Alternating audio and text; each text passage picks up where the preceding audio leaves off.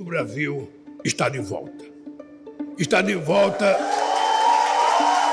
In November 2022, world leaders met in Sharm el-Sheikh, Egypt, to discuss one of the most pressing issues of our time, climate change. While the current Brazilian president, Jair Bolsonaro, did not attend the event, his successor did, and had a clear message. President-elect Luiz Inácio Lula da Silva made a speech calling on richer countries to help fund Brazil's decarbonisation goals. But in terms of environmental protection, the future president will face several problems domestically, as Bolsonaro's government took a series of regressive measures that put Brazil's biodiversity and indigenous population at serious risk. Welcome to Brazil Rewind, a series of videos recapping all the most important stories in Brazil this year. Today, we're talking about the environment and how dangerous it has become to protect it.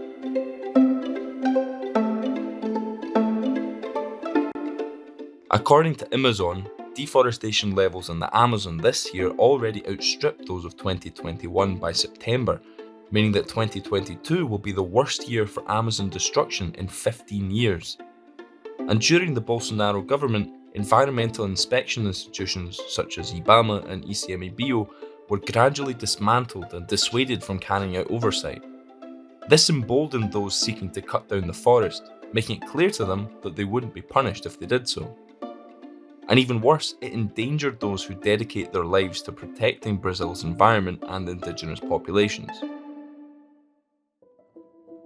In June of this year, British journalist Dom Phillips and indigenous expert Bruno Pereira both disappeared during a trip to the remote western Amazon, where Phillips was researching a book on conserving the rainforest. Days later, they were found dead, causing an international scandal. 2 men confessed to murdering them with the help of a third accomplice. The motive is believed to be a long-running feud between Pereira and the 3 men who work as illegal fishermen and poachers in the Vale do Javari Indigenous Reserve. One of Pereira's colleagues, Maxiel dos Santos, had been executed in broad daylight just 3 years prior in front of his wife and stepdaughter. Brazil is ranked 4th in the world among countries that kill the most climate activists, according to Global Witness. But could Lula's government change this grim scenario? In an open letter, the future president affirmed his intention to make Brazil deforestation free, an ambitious promise to say the least. And beyond his speeches, it remains to be seen what decisions Lula will take once in power. Like, share and subscribe for more videos on everything Brazil.